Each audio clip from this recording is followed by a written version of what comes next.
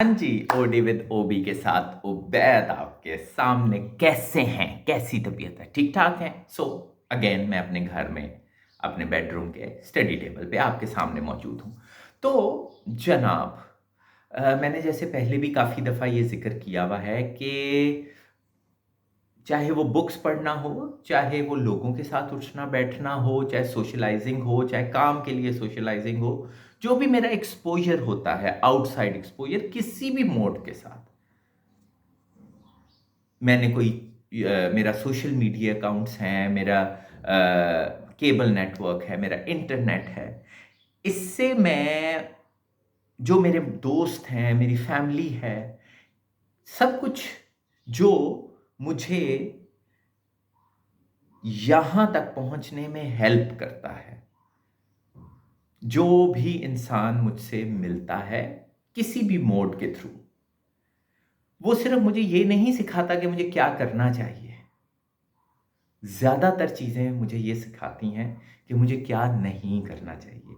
मेरी लाइफ़ में कई ऐसे रिलेशंस हैं, जिन्होंने बहुत करीबी, ज़्यादातर करीबी, बहुत करीबी, बहुत पुराने फैमिली में, फ्रेंड्स में, कलीग्स में, इधर-उधर राह चलते जो लोग मेरे बहुत क्लोज़ थे ना, उन्होंने मुझे ये सिखाया कि मुझे क्या नहीं करना।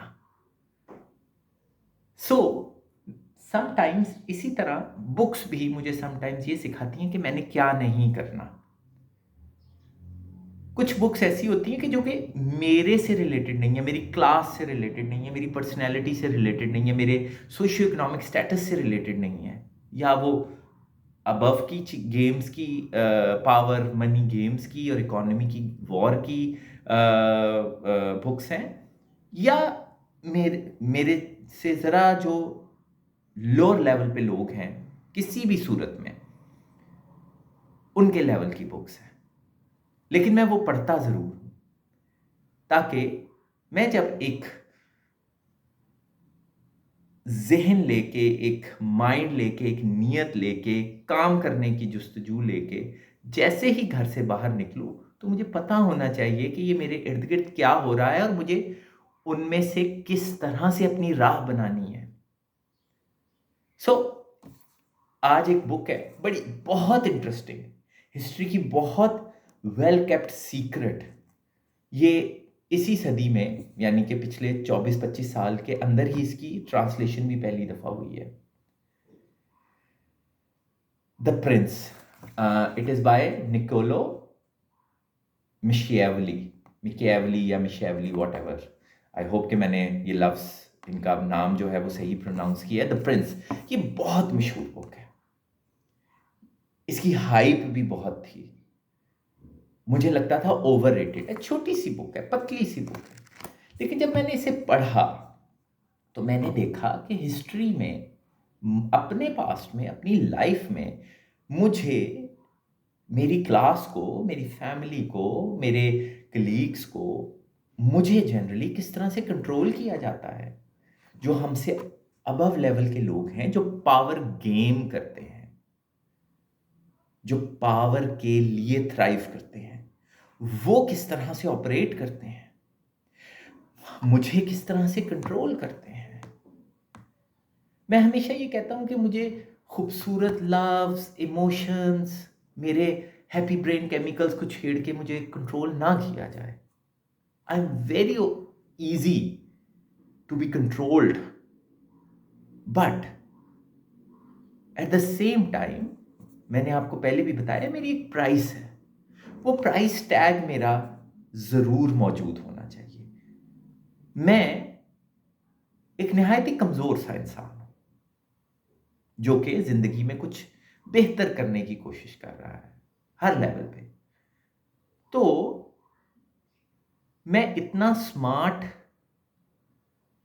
हूँ कि मुझे ये पता हो, या होना चाहिए कि मुझे ये पता हो कि मैंने अपनी क्या प्राइस लगानी है। और अगर अपने आप को अपनी मजबूरी के तहत, पैसों की कमी के तहत, अपनी वीकनेसेस के तहत अगर अपने आप को बेचना ही है, तो मेरी प्राइस क्या होनी चाहिए?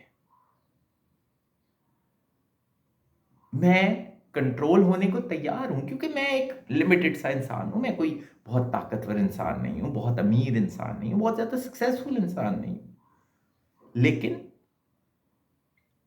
अगर मैं बाहर निकल के अपना प्राइस टैग नहीं डिसाइड करूँगा कि मेरी इस चीज़ की ये प्राइस है, इस चीज़ की ये प्राइस है, तो बहुत प्रॉब्लम हो जाएगा।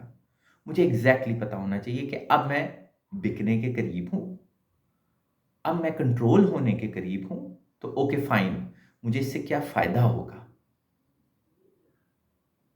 क्या प्राइस टैग होना चाहिए? और फिर मैं अपने आप को बेच देता हूँ और कंट्रोल भी होने देता हूँ। Sometimes positive, sometimes negative. Sometimes कुछ लोग होते हैं जो मेरे टैलेंट, क्रिएटिविटी, इंटेलिजेंस इसके बहुत मुतरिफ होते हैं। तो मैं चाहता हूँ कि वो मेरे इन सारी चीज़ों को, जो भी उन्हें पॉज़िटिव मेरे में ट्रेड्स नज़र आ रहे हैं, उनको इज़्ज़तदार तरीके से यूज़ करें और उसका कंपनसेशन दें। इसमें इतना परेशान होने वाली क्या बात है? तो खैर, बहरहाल, the prince, it is not titles that honour man, but man that honours titles. It is a beautiful book. छोटी सी है। How can a prince rise to power? What must we do to remain in it? What is expected of a good ruler? Which is better, to be feared or to be loved? इसने बताया है, by the way, this writer जिसके बारे में हम अभी बात कर रहे हैं, ये हिस्ट्री का एक बहुत ही इन्फ्लुएंशियल राइटर था।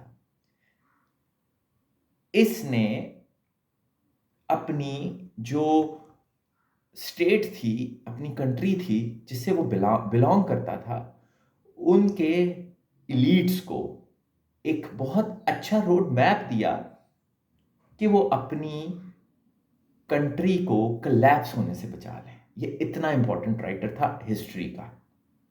आप इसको पढ़िए, आप निकोलो की लाइफ को पढ़िए, उसकी बायोग्राफी को पढ़िए और एंड में द प्रिंस पढ़िए। आपको पता चलेगा कि पावरफुल मैन जो हैं वो किस तरह से फियर और लव इसके बीच में खेलते खेलते खेलते अपनी राह बनाते हैं। और being a middle class person, एक निहायत मामूली सा कमज़ोर सा इंसान होने के नाते मुझे ये पता होना चाहिए कि मेरी प्राइस क्या है। मुझे at the end of the day बिकना भी है, किसी के हाथों कंट्रोल भी होना है, किसी के अंडर काम भी करना है। तो मुझे पता होना चाहिए कि मैंने किसके अंडर काम करना है, किसके हाथों कंट्रोल होना है, और उस कंट्रोल होने की कीमत क्या है, मैं किस चीज़ के इवज़ बिक रहा हूँ। लफ्ज़ थोड़े से तल्ख़ हैं, लेकिन हकीकत तल्ख़ होती है। हमें इतना वेल अवेयर होना चाहिए, इतना वेल कॉन्शियस होना चाहिए, ताकि हम ज़िंदगी में अच्छे तरीके से कॉम्प्रोमाइज़ कर सकें। कॉम्प्रोमाइज़ ही ज़िंदगी है। हमें हर जगह पे लाइफ़ को मैनेज करना है और कॉम्प्रोमाइज़ करने हैं। सब कुछ हमारी टर्म्स पे नहीं हो सकता, हमारी मर्ज़ी के मुताबिक नहीं हो सकता। हमें कॉम्प्रोमाइज़ करते-करते अपने आप को फ़ियर और लव के बीच में चलाते-चलाते अपने एम तक पहुँचना है। अगर हमें अपनी प्राइस पता होगी, तो हम ज़्यादा अच्छे तरीके से गलती भी कर सकेंगे, क्योंकि फ़ाइन, हम अब स्टॉप कर जाते हैं। हमें अब फुल स्टॉप लगा देना चाहिए इस मिशन पे, इस प्रोजेक्ट पे, और आगे चलना चाहिए, क्योंकि हमें वो वाली प्राइस नहीं मिल रही जिसका हमें आइडिया था। इसी मैसेज के साथ प्लीज़ बुक्स पढ़ते रहिए। द प्रिंस ज़रूर पढ़िए, ये एक बहुत अच्छी बुक है। हिस्ट्री की बहुत मानी हुई बुक है कि पावरफुल लोग किस तरह से ऑपरेट करते हैं, और अगर आप पावरफुल हैं या पावरफुल बनने वाले हैं, तो आपको किस तरह से ऑपरेट करना पड़ेगा। इसी मैसेज के साथ Ubaid signing off. Bye bye.